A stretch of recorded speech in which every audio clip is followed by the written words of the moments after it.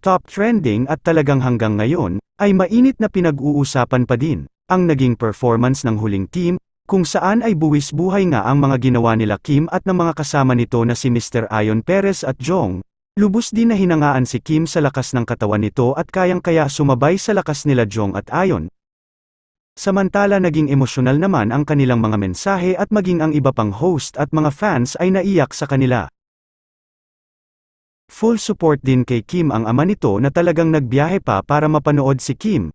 Maging si Direk Lauren na tatay-tatayan ni Kim ay hindi pinalampas na mapanood ang actress, hindi rin naman nawala ang mga fans nito na palaging naksuporta sa kanya. Samantala, si Vice Ganda naman ay kaagad din na inakap si Kim at talagang super proud din ito sa kanya.